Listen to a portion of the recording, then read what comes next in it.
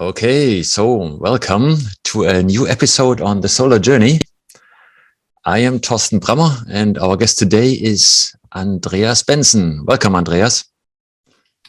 Thank you, Torsten. Great seeing you. Yeah.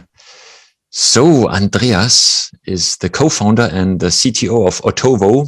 That's a Norwegian company which is not less than building the energy company of the future. Distributed, digital, and disruptive, as they say. So we'll learn more about Otovo more later, but just to give you an idea, Otovo operates a marketplace for installation of solar modules on private homes. So they address the so-called residential market. So solar with a few kilowatts. Andreas has been with Otovo for more than 6 years, and he holds a Ph.D. in solar cell technology from the University of Oslo in Norway, and he worked as a researcher at the Norwegian Institute IFE.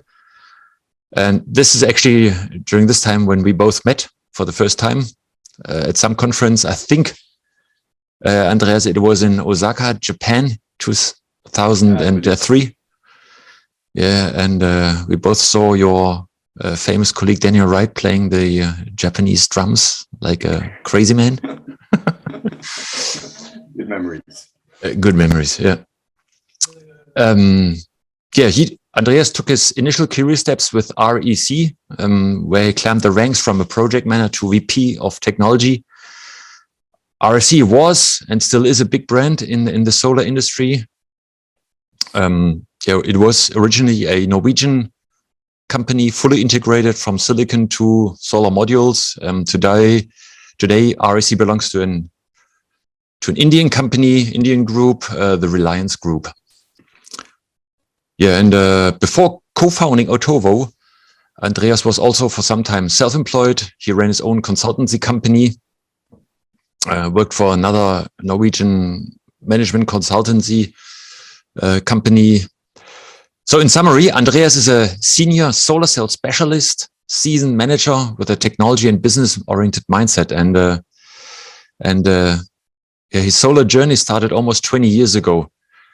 And we'd love to learn more about you, Andreas, why you got started in solar, and of course later on what Otovo is doing. So why did you get started in solar? Tell us. Great. Thanks for the introduction, Torsten, and thanks for having me on the show.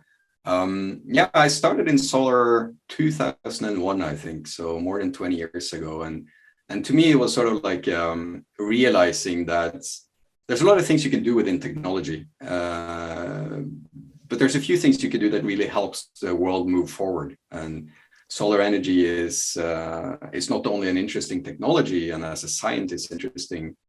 Even material science is also both commercially and socially an interesting topic. So for me, it was sort of this combination of technical interest and the good that solar could do that made me jump onto the solar ship, and has kept me on it since for the last 21 years. Yeah. So was there a special event that drove you towards solar? Where was your first interaction with solar? It could have been... Not really. I think the first... to me, it was just a possibility of doing a PhD within solar cell materials and sciences that got me thinking about the topic, and made me interested in trying and applying for the position, and I got it. And I think one of the first things I did, or one of the early things I did, I remember I was in a solar conference in Rome, I think in either 2001 or 2002, and at that time the solar industry, as you know, was very small, right?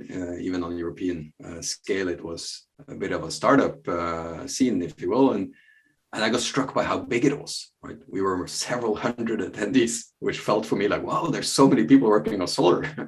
Yeah. And then, as the years goes and all the conferences we've been to together, it's been tens and thousands of people. So I think I got drawn into this opportunity of joining an industry at an early stage, and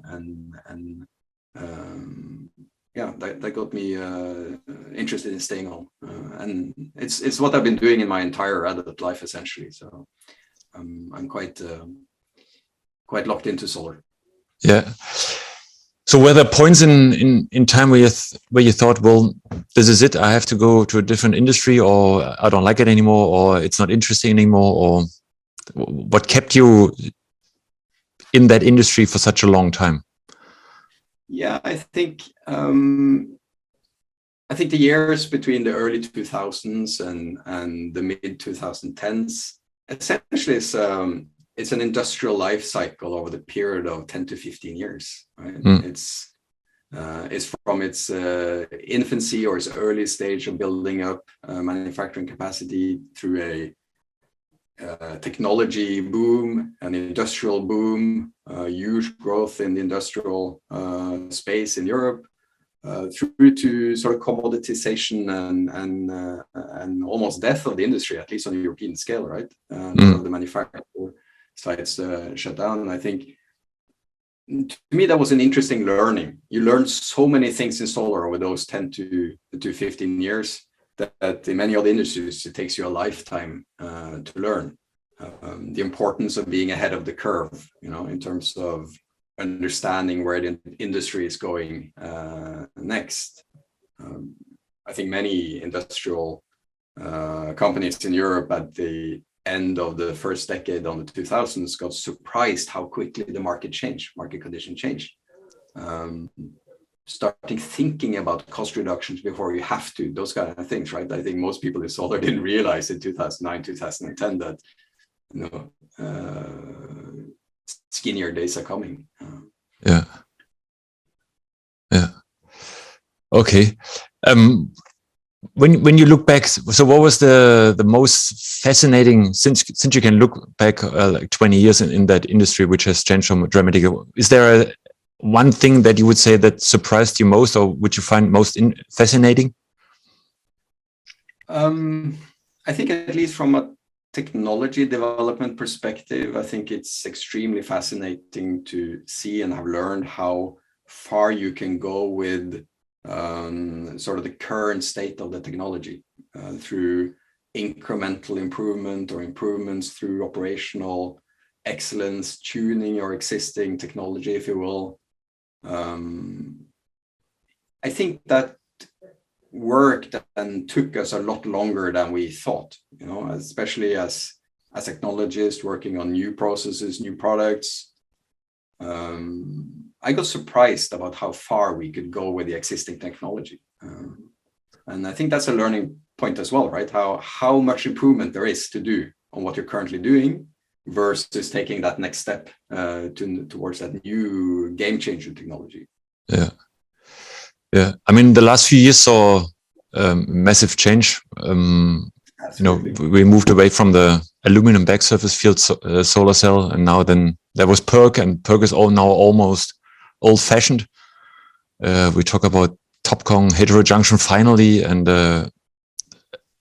very first small attempts to bring perovskites into the market. So that's personally for me the most fascinating thing, that suddenly things were possible that were only developed in the laboratory and never ever made it into the industrial scale. And now suddenly it's there and has changed the production environment totally. Yeah, I agree. And this is interesting to see, because, as you say, now you're seeing products on the market that we worked on in the laboratory 15 years ago, right? 10 years ago. And there's huge changes now. If you go back to what we were offering in the market in Otovo, you don't have to go more than 3 or 4 years ago, since we were still selling polysilicon or multicrystalline modules. Now that's not available on the market anymore, right? And, it's crazy how fast that went, the change in technology in the last few years. So you mentioned Otovo. You're buying modules, but give us an introduction. What is Otovo doing? How do you make money? All right, absolutely. So we started Otovo we started out in 2015, launched in 2016. The idea was to make it easier for homeowners to go solar. I think what we saw was a few trends. One, there's huge room for growing residential solar in Europe, but there's some obstacles for consumers to doing that. First of all, making it easier for them to make that decision by, demystifying the shopping process or the buying process, democratizing it by offering funding solutions where you don't have to necessarily pay up front. You can lease your system and rather have a monthly fee. So we sort of wanted to go into this to make it easier for people to make that decision of going solar, and once they have made that decision, to reduce the barrier of getting it installed. That's one part of it. And the other thing that we realized was that, up until very recently, hardware prices have been going down and down gradually and quite a lot over the years. And as hardware prices fall, more and more of the investment cost or the system cost is the softer cost parts, cost of sales, cost of marketing, cost of labor. So we wanted to address that, make the total investment lower to the customer by reducing the soft cost portions of a solar installation. So those were sort of the two problems that we wanted to address.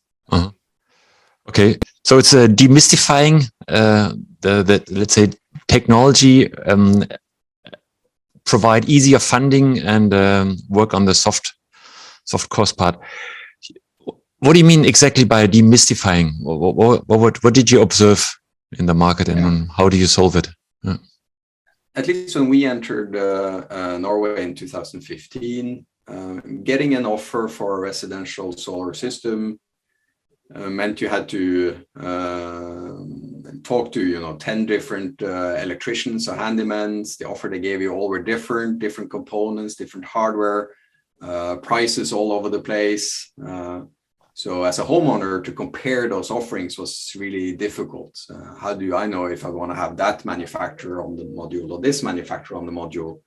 How can I know if this is a good solution for me and a good price? It was very hard to compare offers. So we wanted to make that simpler. And the way we have done that and approach a problem is to create more of a marketplace approach to buying solar, where we find the customers, we take the customer through the sales journey by providing the relevant information, such as the savings that they can get, the carbon footprint improvements they can do by installing solar on the roof, and matching them with local installers on our platform to make sure that we offer them the best possible price with a local and qualified electrician or installer company that serves their area. So we have now more than 500 installers on the platform throughout Europe. We have helped more than 10,000 homeowners go solar in the last 5 years. So I think it proves that it works quite well. That there's was a gap in the market for this type of solution. Excellent. So do you do the sourcing for your listed installers? So you have that's one of your core services that you provide. Actually, we don't purchase so much directly. We work through supply chain partners to source hardware to the installers that work on our platform. Most of the installers on our platform, if not all of them, they use existing sourcing methods to purchase hardware. What we do is rather work on a whitelisting approach to make sure that the quality of the products that are used for us is up to our standards. All right. So you have a whitelist for hardware components, and your installers are only allowed from that according to the whitelist. Exactly. Okay. And we sell specifically on those products. When the customer comes into the shop, he or she gets offered a specific panel, specific inverter, based on what's suitable and most attractive solution for their home, and that's what the installer needs to do or needs to use when they realize that installation. Yeah. So how do you create that whitelist? So it's kind of the central quality assurance part. How can I get as a manufacturer onto your whitelist? Well, that's a great question. We get approached now actually by quite a few manufacturers who want to be on the whitelist because our volumes are growing. We try to focus on a few aspects. So one is obviously the quality. We need to make sure that those products meet, the quality standards, the appropriate certifications. They have the appropriate, technology and technical specs. So that's obviously one part of it.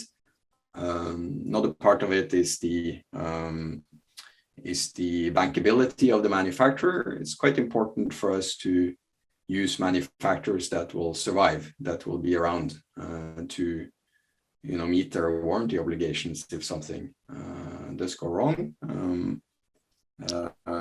And we work also on sustainability to make sure that the products that we offer meet some basic sustainability requirements, such as carbon footprint and sustainability in their labor conditions for the workforce.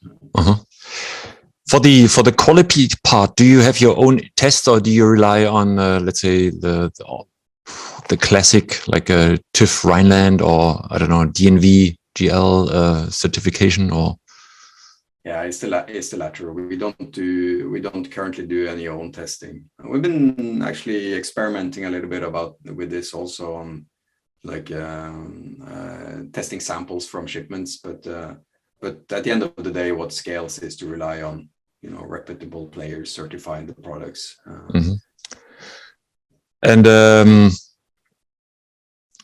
do you see any quality issues at this point with in solar? So what are the major issues, if there are any, for those hardware components? I think as long as you use the right products from the right manufacturers, it's relatively small quality issues. The callback rates are super low, very, very few issues, if any. I think the issues that we can observe from time to time are more related to handling and shipping of products to site. I think there's still quite some learning that needs to be done throughout the value chain on how to handle panels in particular. Yeah. But other than that, it's quite good. Yeah. Okay. So bankability, maybe you can explain that a little bit to the not so established listener. Absolutely. A portion of the sales that we do are now leasing sales. That means that our leasing entity owns the installations, and we're rolling this out in more and more markets, and we're going to have thousands already. I have more than a few thousand leasing assets out there, and going to be more and more. Of course, the returns of those leasing contracts with end customers relies on those solar installations working throughout the leasing period. Yeah. And it means that if something goes wrong, well, there might be a warranty claim that we manage on behalf or towards the manufacturer. If that manufacturer is no longer, in business, then that warranty claim it won't be addressed. So bankability is simply making sure that the company or the manufacturer has sufficient financial solidity to be around for a while, to meet their obligations on the warranties that they issue. Yeah. So, I mean, the typical that maybe I heard of bankability rating would be the Bloomberg Tier 1 list. It's a typical way that more commercial scale solar gets evaluated. We use a combination of these third-party bankability evaluations, such as Bloomberg, such as the PV Module Tech rating, and we also do some own assessments on looking into profit and loss statements from the manufacturers, looking Okay. into, how much of their revenue are they using on R&D, for instance, which is a typical metric of, is there a long-term prospect here? Okay, interesting. And the third part, the sustainability part, are there, let's say, standardized audits for the solar products? Not really. There are some international standards on and ISO certifications also on sustainability, but those are unfortunately not that well adopted yet. And I think, although I think this is becoming more and more a topic, still it's not super easy to find the carbon footprint evaluations of module manufacturers, for instance. There are some available, first and foremost, towards the French market, but in general, I think there's a little bit of a lag here. Yeah. So that's something we are looking forward to seeing, environmental product declarations on modules, for instance, which is going to come more and more going forward. Mm-hmm. So who's driving this activity?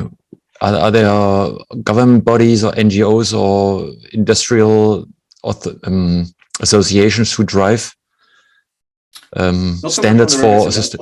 Yeah, not so much on the residential market. I think you see this more on the larger commercial or governmental tenders, that there are sustainability requirements in those tenders. I think towards residential, there is not so much yet. And for us, it's a matter of, we certainly believe we're part of the solution for a greener and more, sustainable energy production. And in order to meet that as best as possible, we also have a moral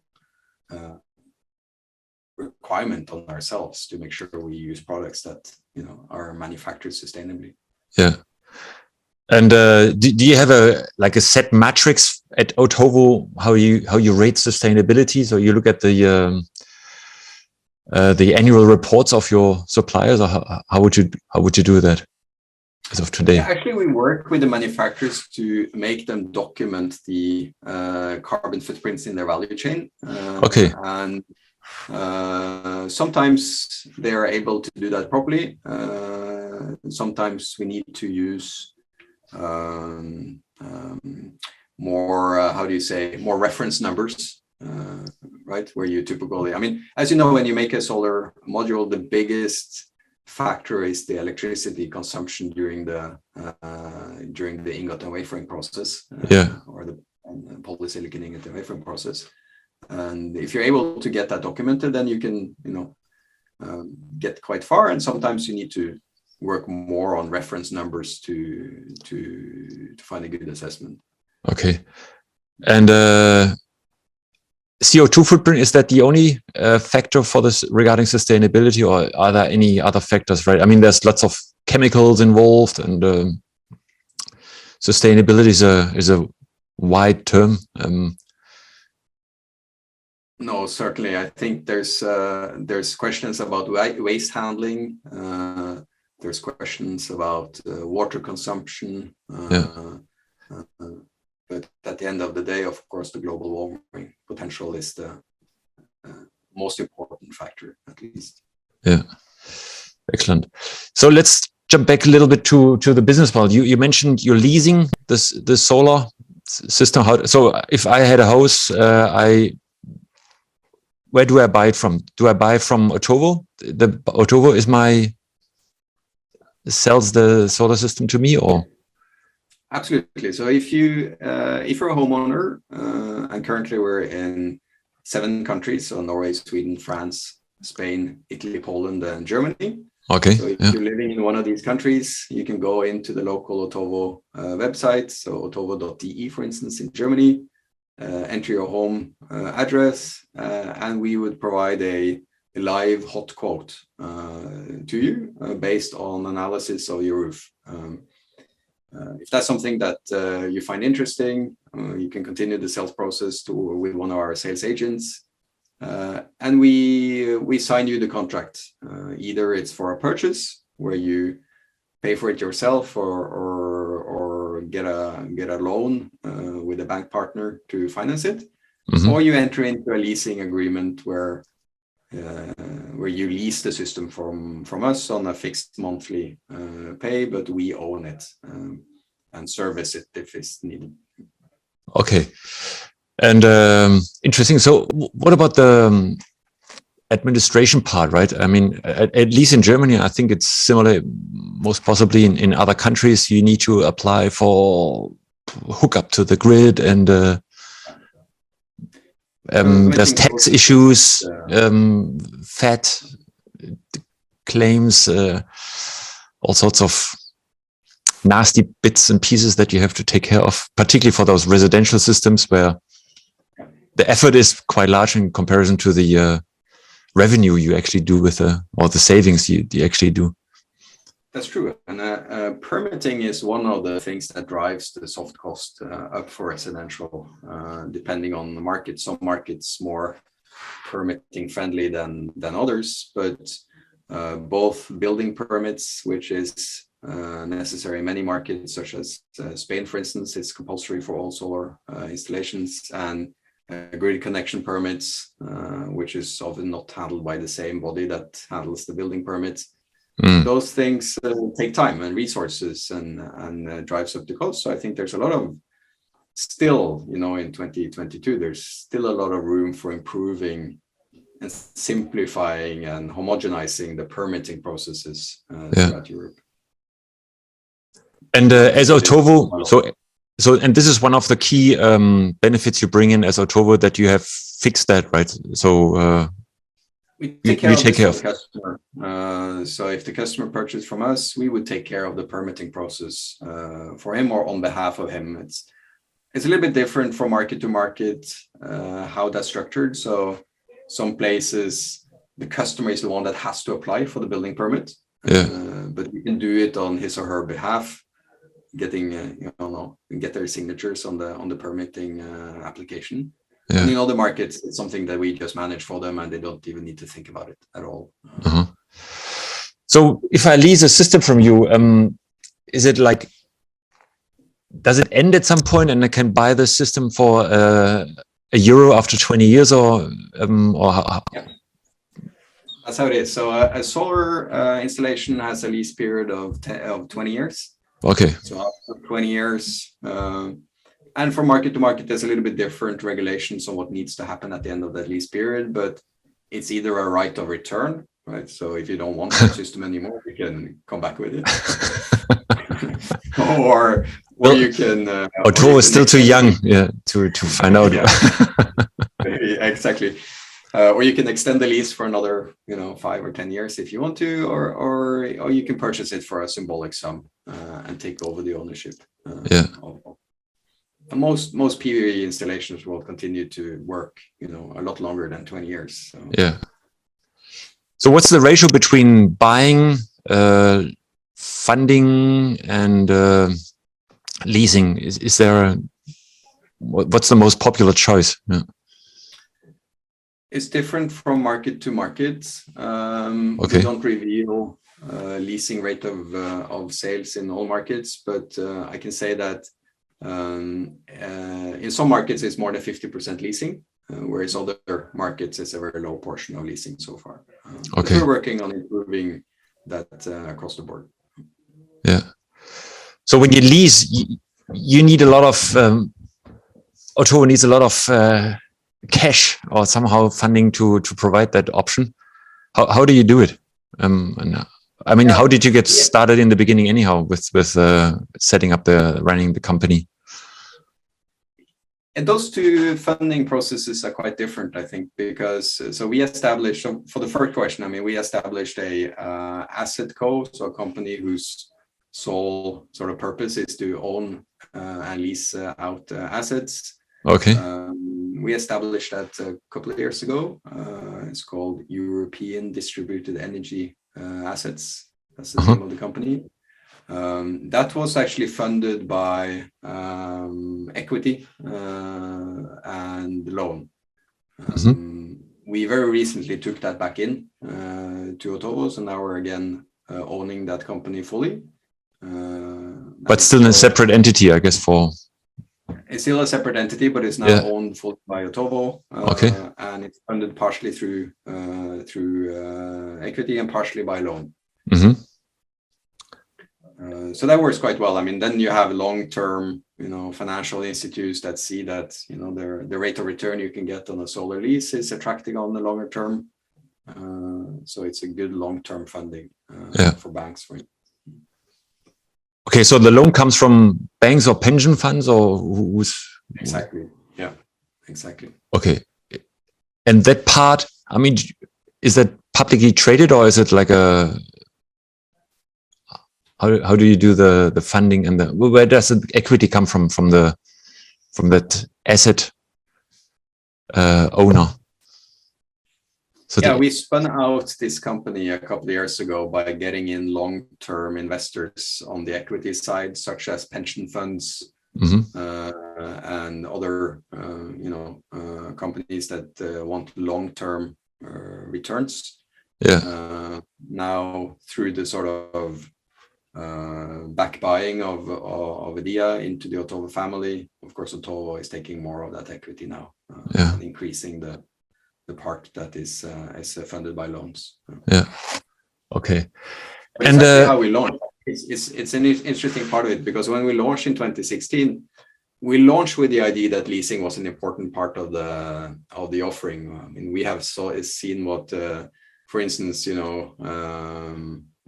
Solar City in the US was doing, and now owned by Tesla, and see how the US market, one of the big factors in growing the US residential market was the leasing offering. So that was sort of the inspiration for us. And when we launched in 2016, we did that fully with leasing on our own balance sheet. Which when you think about it in retrospect, is a crazy thing to do for a startup.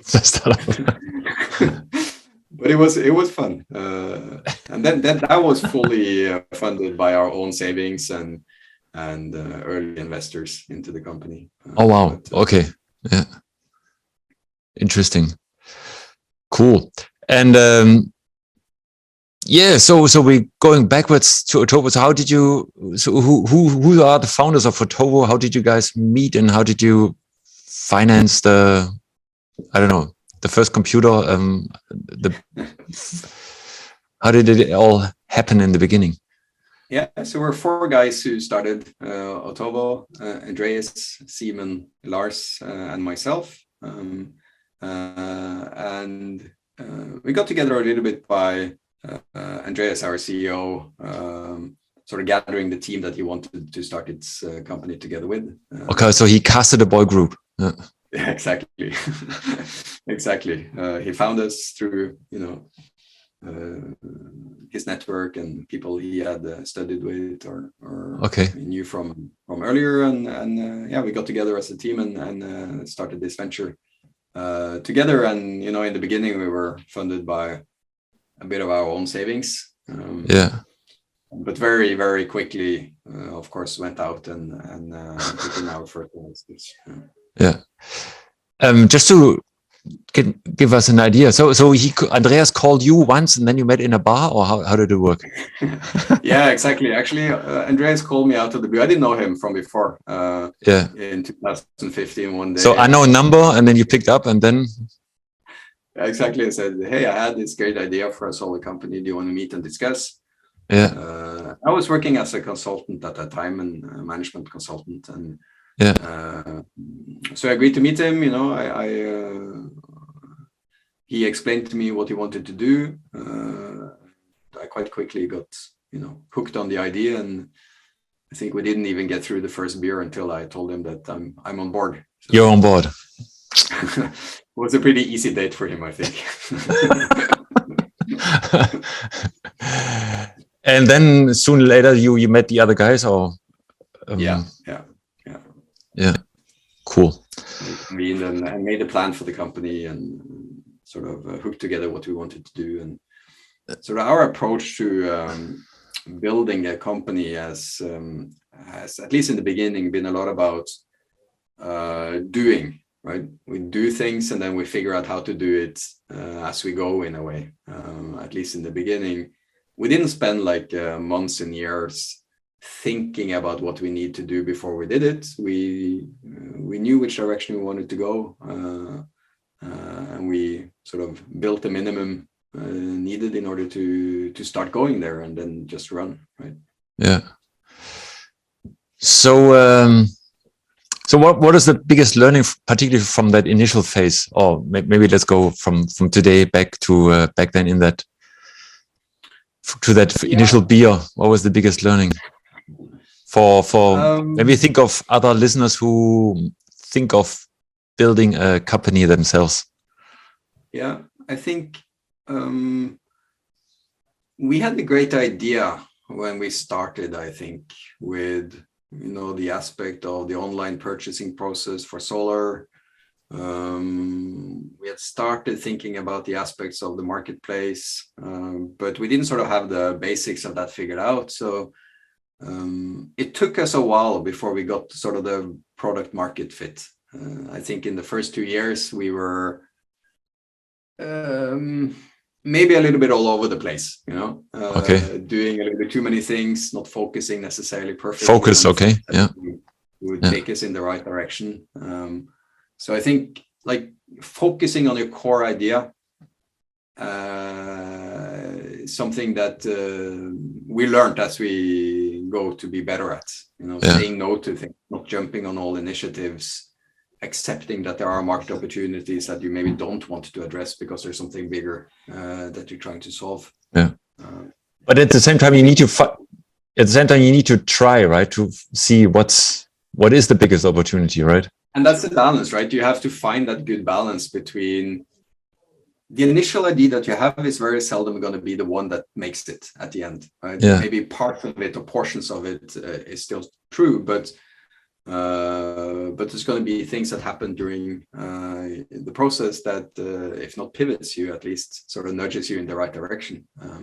So you have to be open to new things and be sort of jump and then figure out how to land afterwards.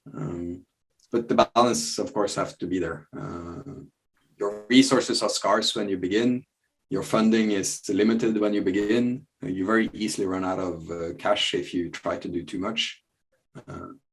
So I think in retrospect, we probably tried to do a little bit too much in the beginning, and took us a little while before we had sort of figured out the basics of the company and what it is that we need to build in order to bring value to the table.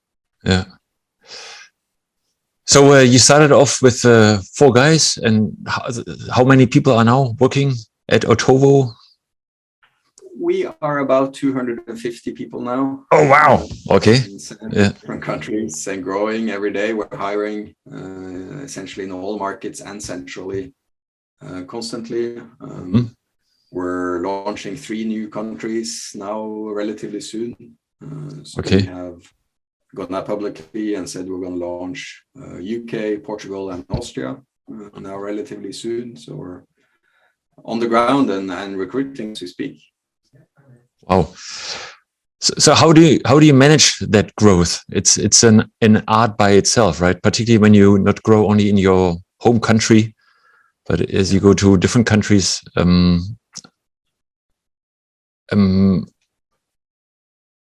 IKEA, I think, is doing a great job, apparently, at least, and definitely they are super successful in growing a company globally and kind of still maintaining the same company culture. Is that a topic for you? How I guess it is, right? How do you do it? Yeah. Do you take special measures? How to manage that? I think this is it's a management wise super interesting topic, I think. And for us, we have growth in 2 dimensions, because we have growing the business of Fotovo, right? Becoming more markets, expanding, or growth in terms of expanding. But we also have growth within all the markets we're in, right? So each of the markets are relatively new and are growing and building their business and growing the market share and growing their teams. So sort of growth in both directions at the same time. our approach has been to have and learned to have focus on getting really good teams locally, having super good general managers in each market, make sure they are set up to get talent in their teams, because a lot of the things that needs to be done needs also to be figured out on the ground locally. And then there is the balance of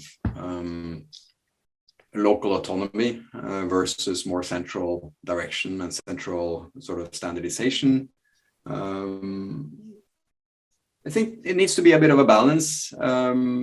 It's always good that you work in a similar fashion. You don't want to have sort of small arms that go in directions you can't control in all the markets. They need to work more or less in the same manner. You know, the basic value proposition towards the customer needs to be the same. The types of systems and products we use are, need to be similar. Yeah. Culturally, it's great if they sort of share the same vision and approach that we do, so that it doesn't become like a satellite, right? It needs to be integrated properly, but still given enough room to figure out the things that makes a difference in their market. And for residential solar in Europe, the markets are not the same, right? There's different incentive schemes in almost all countries.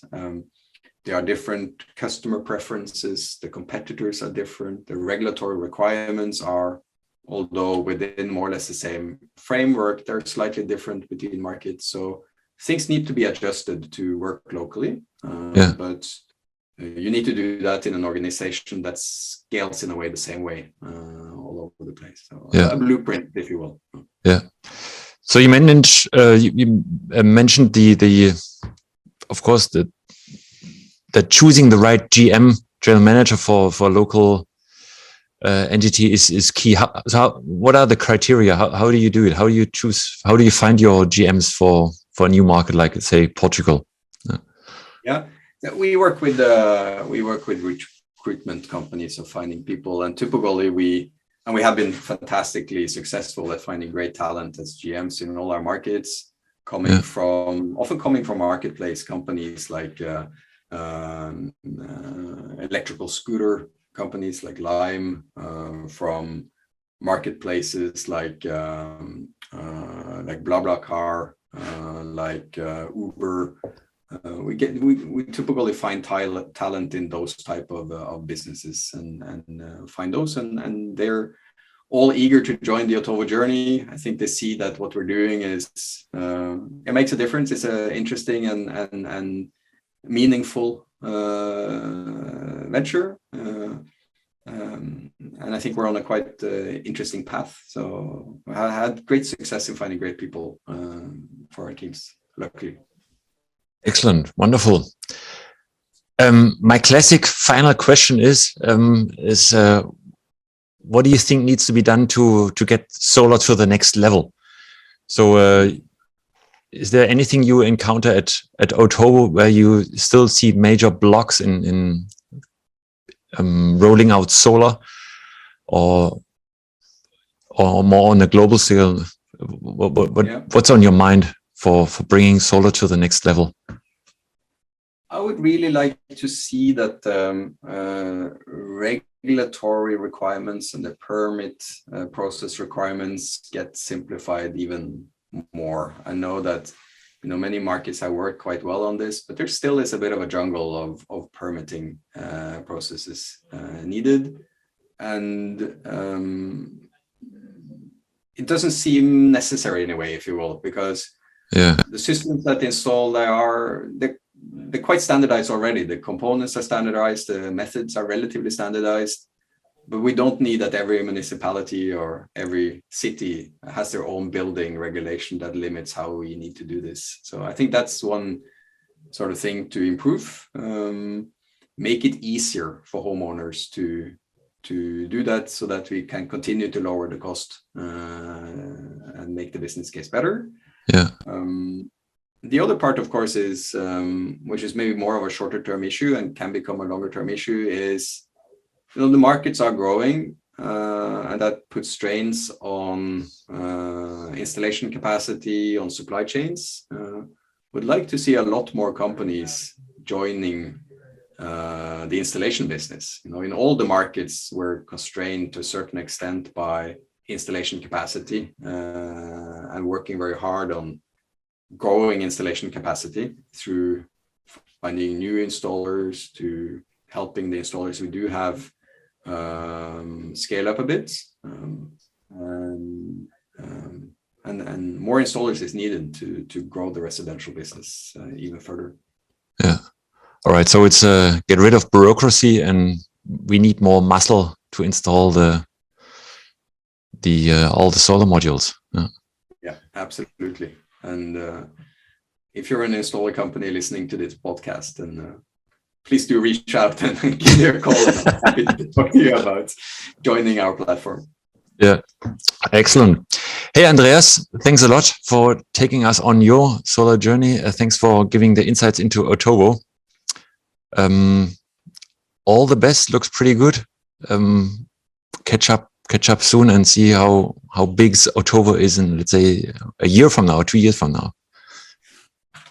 Thank you, Torsten. Thanks for having me on your podcast. It's been a pleasure to talk to you. Excellent. Bye-bye. Bye.